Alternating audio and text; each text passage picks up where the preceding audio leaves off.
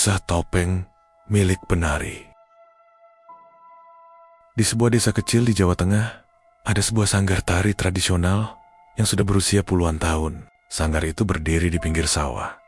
Bangunannya dari kayu jati tua yang sudah berlumut di beberapa bagian. Meski sebagian orang bilang sanggar itu angker, namun setiap malam masih terdengar alunan gamelan dan lengkelangkah kaki para penari yang sedang berlatih. Salah satu penari muda bernama Sari sangat mencintai seni tari. Ia sering pulang paling terakhir karena terbiasa merapikan kostum dan properti tari. Malam itu, ketika semua teman-temannya sudah pulang, Sari berjalan ke gudang kecil di belakang panggung untuk mencari selendang yang hilang. Gudang itu jarang sekali dibuka, pintunya berderit keras ketika digeser. Begitu masuk, aroma debu dan kayu lapuk langsung menyengat hidung dengan bantuan lampu minyak kecil. Sari mulai menggeledah tumpukan kotak dan kain lama, hingga matanya tertuju pada sebuah peti kayu di sudut ruangan. Peti itu terkunci dengan rantai berkarat, tapi entah mengapa, salah satu sisinya sudah terbuka sedikit, seakan ada yang sengaja melonggarkannya. Rasa penasaran membuat Sari mendorong penutup peti itu. Dari dalam, ia menemukan kain putih yang sudah menguning, dan ketika dibuka, tampaklah sebuah topeng kayu tua. Topeng itu berwajah menyeramkan. Matanya besar melotot, bibirnya tersenyum miring, dan cat merahnya sudah memudar di beberapa bagian. Meski begitu, topeng itu terasa seolah hidup, seolah sedang menatap langsung ke arah Sari. Bulu kuduknya berdiri, tapi rasa penasaran lebih kuat daripada rasa takut. Ia mengangkat topeng itu dan merasakan dingin yang merambat ke tangannya. Tanpa sadar, ia membisikkan, "Cantik sekali. Siapa yang pernah memakainya dulu?" Malam itu, Sari membawa topeng itu pulang. Ia meletakkannya di meja kamarnya, tepat di samping cermin. Namun, sejak topeng itu masuk ke rumahnya, suasana menjadi berbeda. Angin terasa lebih dingin. Suara anjing di kejauhan menggonggong tanpa henti, dan lampu kamarnya berkedip-kedip, padahal listrik normal. Saat tengah malam, Sari terbangun karena mendengar suara gamelan samar dari arah luar jendela. Ia mengira itu hanya mimpi. Namun, ketika ia menoleh, ia melihat topeng itu tidak lagi di atas meja. Dengan jantung berdegup kencang, ia mendapati topeng itu sudah tergantung di depan cermin. Seolah ada tangan tak kasat mata yang memakaikan. Entah dorongan dari mana, Sari perlahan meraih topeng itu dan menempelkannya ke wajah. Begitu topeng menutupi wajahnya, pandangan Sari berubah gelap, tubuhnya kaku. Lalu ia merasa menari bukan dengan gerakan yang ia kenal, tapi dengan langkah-langkah asing, seperti dituntun oleh sosok lain. Dalam bayangan itu, ia menari di panggung besar, diiringi gamelan keras, dan penonton bersorak. Tapi ada yang aneh. Penonton itu bukan manusia hidup. Wajah mereka pucat, mata kosong, dan sebagian tubuhnya berlumuran darah. Sari berusaha melepas topeng itu, tapi tidak bisa. Nafasnya sesak, tubuhnya bergetar, hingga akhirnya ia terjatuh ke lantai kamar. Saat ia tersadar kembali, topeng itu sudah tergeletak di sampingnya. Tubuhnya basah oleh keringat dingin, dan di tangannya ada noda merah. Sari panik, mengira itu darah. Tapi setelah diperhatikan, noda itu sudah kering, seperti banner-banner darah lama yang menempel di kulitnya. Malam itu, Sari tidak bisa tidur lagi. Topeng itu kini menatapnya dari lantai dengan tatapan kosong, tapi seolah menyimpan senyum licik. Dalam hatinya, Sari tahu ia baru saja membuka sesuatu yang seharusnya tetap terkunci. Dan tanpa ia sadari, di luar jendela, ada sosok bayangan hitam berdiri memandangi kamarnya. Sosok itu mengenakan pakaian penari tradisional, tapi wajahnya tak terlihat. Hanya topeng yang sama persis dengan yang kini ada di kamar Sari. Malam pertama bersama topeng itu baru saja dimulai, dan kengerian belum seberapa. Sejak malam itu, Sari merasa hidupnya tidak sama lagi. Ia berusaha mengabaikan kejadian aneh yang dialaminya bersama topeng kuno itu. Namun, setiap kali ia mencoba menjauh, Ada semacam bisikan halus yang terus memanggilnya. Bisikan itu samar, seperti suara perempuan yang berkata, "Pakailah aku akan membuatmu bersinar di panggung."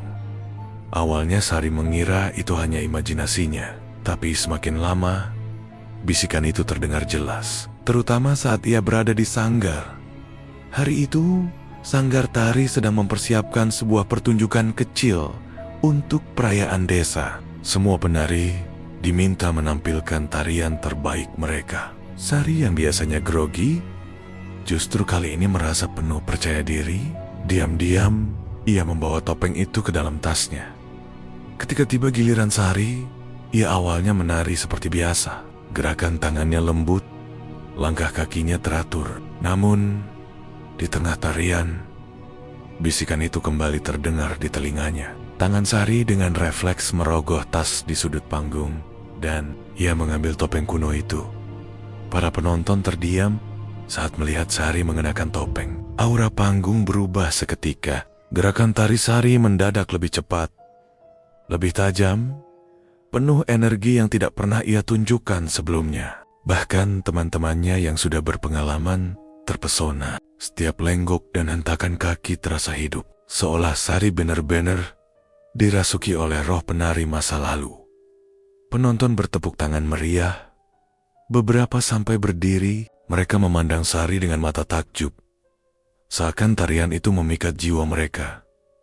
Namun, di antara sorakan itu, Sari melihat sesuatu yang orang lain tidak lihat. Dari atas panggung, matanya menangkap sosok-sosok samar duduk di barisan belakang. Wajah mereka pucat, tubuh berlumuran darah, dan mereka tersenyum ke arahnya. Penonton itu bukan manusia biasa. Mereka arwah. Meski ngeri, Sari tidak bisa berhenti menari. Seolah ada kekuatan tak kasat mata yang menggerakkan setiap bagian tubuhnya. Setelah tarian usai, sorakan riuh, menggema. Semua orang memuji penampilannya. Sari tersenyum kaku, sambil perlahan melepas topeng. Saat ia menoleh ke arah barisan belakang, kursi itu kosong, tak ada siapa-siapa. Namun keganjilan tak berhenti di situ. Malamnya, ketika Sari berjalan pulang sendirian melewati jalan desa yang sepi, ia merasa ada seseorang yang mengikutinya dari belakang. Suara langkah kaki bergema. Tapi, setiap kali ia menoleh, tak ada siapapun. Di tikungan jalan, tiba-tiba ia melihat bayangan seseorang berlari melintas. Sari ketakutan, mempercepat langkahnya. Tapi mendadak ia mendengar jeritan keras dari arah kebun bambu. Tak jauh dari situ, suara itu membuat bulu kuduknya berdiri. Ia ingin kabur, tapi kakinya terpaku. Besok paginya, warga desa digemparkan oleh penemuan mayat seorang pria muda. Tubuhnya tergeletak di kebun bambu, penuh luka bacokan. Darahnya membasahi tanah, dan wajahnya dipenuhi ekspresi ngeri seakan melihat sesuatu yang mengerikan sebelum mati, yang lebih mengejutkan. Di dekat mayat itu, ditemukan sebuah benda aneh. Noda cat merah tua, seperti bekas dari topeng kayu yang pernah dipakai Sari. Berita itu cepat menyebar. Warga bergosip bahwa desa telah dikutuk lagi. Dahulu pernah ada kasus pembunuhan berantai yang berkaitan dengan pertunjukan tari, dan sekarang seolah terulang.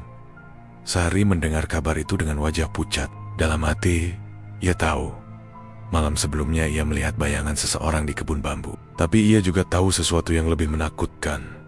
Ketika ia melepas topeng setelah menari, tangannya penuh dengan noda merah. Ia sempat mengira itu cat kayu, tapi kini ia tidak yakin lagi. Apakah topeng itu hanya properti tari biasa, atau sudah menyeretnya ke dalam sesuatu yang jauh lebih mengerikan? Sari tidak berani bercerita pada siapapun, tapi malam itu, ketika ia mencoba tidur, topeng yang ia letakkan di atas meja kembali berpindah tempat. Kali ini tergantung di cermin, seakan menunggu untuk dikenakan lagi. Dan dari balik cermin, ia melihat pantulan seorang penari lain yang mengenakan kostum penuh darah, sedang menirukan setiap gerakannya. Pertunjukan pertama Sari mungkin memukau penonton, tapi malam itu juga menandai pembunuhan pertama yang akan membuka jalan bagi rentetan darah berikutnya. Hari-hari setelah penampilan Sari semakin dipenuhi kegelisahan sejak tragedi mayat ditemukan di kebun bambu. Ia tidak bisa tidur nyenyak. Setiap malam, topeng itu selalu berpindah tempat. Kadang tergantung di jendela, kadang berada tepat di atas bantalnya. Bahkan ketika ia menyembunyikannya di lemari terkunci, keesokan paginya, topeng itu sudah kembali ke meja rias, menatapnya dengan tatapan kosong. Sari mulai sering melamun. Saat berlatih di sanggar, ia kerap menatap kosong cermin panjang. Teman-temannya menyangka ia sedang mendalami tarian. Padahal sebenarnya, ia melihat sosok lain di balik pantulan kaca. Sosok itu seorang perempuan, berpakaian penari tradisional, lengkap dengan selendang merah. Namun wajahnya pucat, dan lehernya terlihat seperti pernah tergores benda tajam. Suatu malam, saat Sari tertidur, ia bermimpi berada di sebuah panggung tua yang penuh asap dupa. Di sekitarnya, penonton tak berwajah duduk diam menatapnya. Dari balik bayangan, muncul perempuan yang sama dengan wajah pucat itu. Perempuan itu menari dengan gerakan patah-patah, seolah tubuhnya penuh luka. Lalu ia mendekat, berbisik di telinga Sari, "Namaku Ratri. Dulu, aku juga penari, tapi aku dibunuh." Saat mengenakan topeng ini, Sari terbangun dengan napas terengah. Keringat dingin membasahi tubuhnya. Dan di lantai kamar, topeng itu tergeletak persis di tempat ia bermimpi. Sejak malam itu, Sari mulai diganggu oleh penglihatan yang semakin nyata. Saat berjalan ke pasar, ia melihat sosok Ratri berdiri di antara kerumunan orang, menatapnya dengan tatapan kosong. Saat ia latihan di sanggar, ia mendengar suara bisikan dari gudang tempat topeng itu ditemukan. Rasa penasaran mendorongnya mencari tahu. Sari bertanya kepada Pak Wiryo, penjaga tua sanggar yang sudah lama mengabdi di sana. Awalnya, Pak Wiryo enggan bicara, tapi setelah didesak, wajahnya berubah serius. Topeng itu bukan untuk dipakai sembarangan, Sari, katanya dengan suara bergetar. Dulu, ada seorang penari bernama Ratri. Dia terkenal cantik dan berbakat. Tapi malam pertunjukan besar, ia ditemukan tewas di belakang panggung. Kepalanya dihantam benda keras, tubuhnya penuh luka. Sejak saat itu, topeng yang ia pakai tidak pernah digunakan lagi. Disimpan, dikurung di gudang. Sari terdiam, jantungnya berdetak kencang. Ia ingat betul nama yang disebut Pak Wiryo adalah nama yang ia dengar dalam mimpi. "Siapa yang membunuhnya, Pak?" tanya Sari dengan suara bergetar. Pak Wiryo menunduk. Wajahnya suram. Sampai sekarang, tidak pernah terungkap. Ada yang bilang karena iri hati dari penari lain, ada pula yang bilang karena dendam pribadi. Tapi, satu hal yang pasti, arwah Ratri tidak pernah pergi. Ia terjebak dalam topeng itu. Malam itu, Sari mencoba tidur lebih cepat. Namun, suara gamelan kembali terdengar. Kali ini, lebih keras. Ia membuka mata dan mendapati kamarnya berubah. Ia tidak lagi berada di tempat tidurnya, melainkan di panggung yang sama seperti dalam mimpi. Penonton tanpa wajah menatapnya, menepuk tangan tanpa suara. Di tengah panggung, sosok Ratri muncul lagi. Matanya merah, senyumnya mengerikan. Ia mengangkat topeng kayu itu dan menempelkannya ke wajah Sari. "Sekarang, giliranku menari lewat tubuhmu," bisiknya. Tubuh Sari bergetar hebat. Ia merasa tidak bisa mengendalikan dirinya. Kakinya mulai bergerak, menari mengikuti irama gamelan yang entah dari mana datangnya. Setiap hentakan terasa seperti darah yang menetes di lantai panggung. Ketika Sari kembali sadar, ia sudah berada di kamarnya. Namun, tangannya dipenuhi bekas noda darah segar. Dengan panik, ia mencucinya di kamar mandi, tapi noda itu tak hilang sepenuhnya. Keesokan harinya, kabar buruk kembali menyebar. Kali ini, seorang pedagang pasar ditemukan tewas di rumahnya. Lehernya tergorok, darah mengalir hingga memenuhi lantai. Warga semakin resah karena dua kematian beruntun terjadi setelah pertunjukan tari desa. Sari mendengar kabar itu sambil gemetar. Ia yakin dirinya tidak pernah keluar rumah malam itu. Tapi, noda darah di tangannya semalam berkata lain. Apakah roh Ratri benar-benar menggunakan tubuhnya untuk membunuh? Di cermin kamar, topeng itu kini tergantung dengan sendirinya. Dan dalam pantulannya, Sari tidak melihat dirinya lagi. Ia melihat Ratri tersenyum dengan darah menetes dari ujung jari. Sari tidak bisa lari dari kenyataan. Ia hanyalah boneka. Dan arwah dalam topeng itu baru saja mulai menari lewat tubuhnya. Malam semakin terasa panjang bagi Sari. Setiap kali ia memejamkan mata, wajah pucat Ratri selalu muncul, tersenyum licik dari balik topeng. Tubuhnya terasa semakin lemah. Pikirannya pun kacau. Ia mulai sulit membedakan mana mimpi dan mana kenyataan. Sementara itu, desa makin gempar. 2 korban tewas secara mengenaskan. Dalam 2 minggu berturut-turut, warga mulai berbisik-bisik bahwa ada penari kutukan yang membawa maut. Mereka tidak berani menyebut nama, tapi tatapan mereka sesekali tertuju pada Sari. Di sanggar, teman-temannya pun mulai curiga. Mereka melihat perubahan pada diri Sari. Matanya sering kosong, wajahnya pucat, dan ia kadang menari sendirian dengan gerakan aneh, seakan tubuhnya digerakkan orang lain. "Kenapa akhir-akhir ini kamu beda sekali, Sar?" tanya Lestari, sahabat dekatnya. "Kamu seperti bukan dirimu. Kau sembunyikan apa?" Sari menelan ludah, bingung harus berkata apa. Ia ingin bercerita soal topeng, tapi lidahnya keluh, seolah ada kekuatan gaib yang melarangnya membuka rahasia itu. Ia hanya bisa tersenyum kaku, meski matanya berkaca-kaca. Malam itu, sanggar sedang mengadakan latihan tertutup untuk persiapan pentas besar bulan depan. Semua penari hadir, termasuk Sari. Namun, sejak awal latihan, suasana terasa berat. Lampu panggung berkedip-kedip, suara gamelan sering sumbang, dan beberapa penari mengaku melihat bayangan hitam melintas di belakang panggung.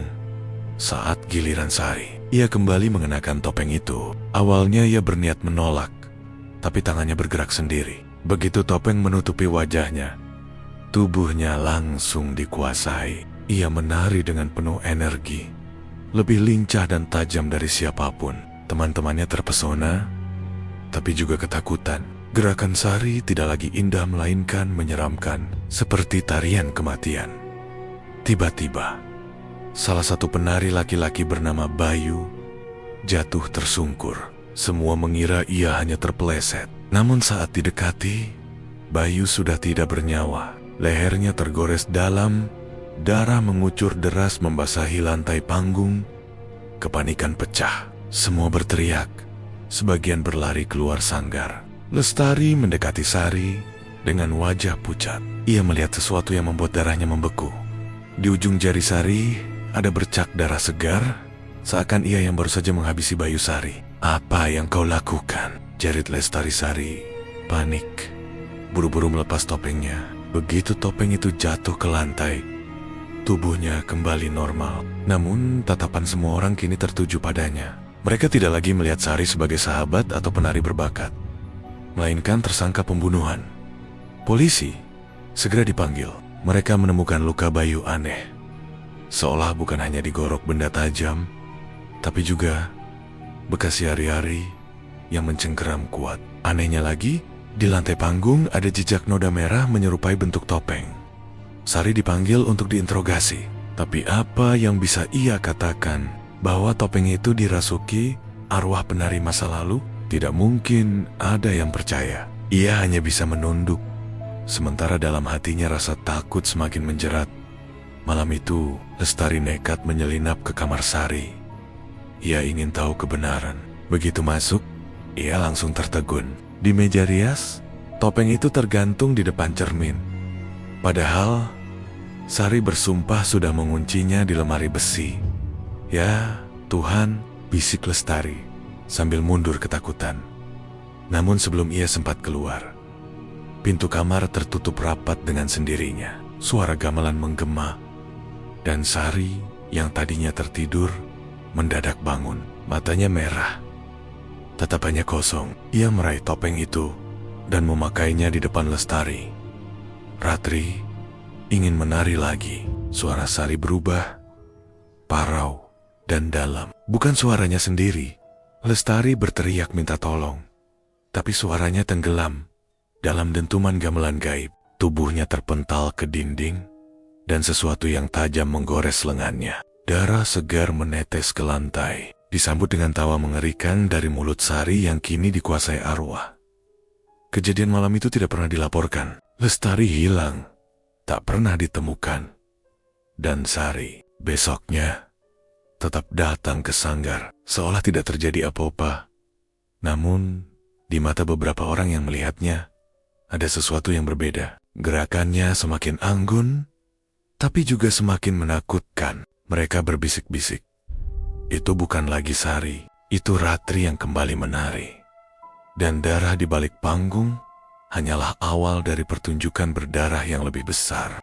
Malam itu, suasana hutan semakin pekat dan dingin. Angin berembus kencang, membawa suara lirih seperti bisikan yang tak jelas asalnya. Arfsen dan Bima berdiri di hadapan gubuk kayu tua, tempat mereka menemukan catatan-catatan aneh peninggalan korban-korban sebelumnya.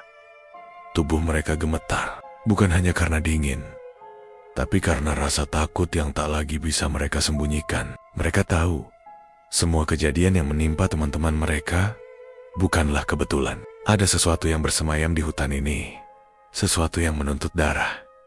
Bima menunjuk ke sebuah buku lusuh di meja gubuk. Ini catatan terakhir dari seseorang. Dia menulis bahwa ada dukun yang pernah tinggal di sini.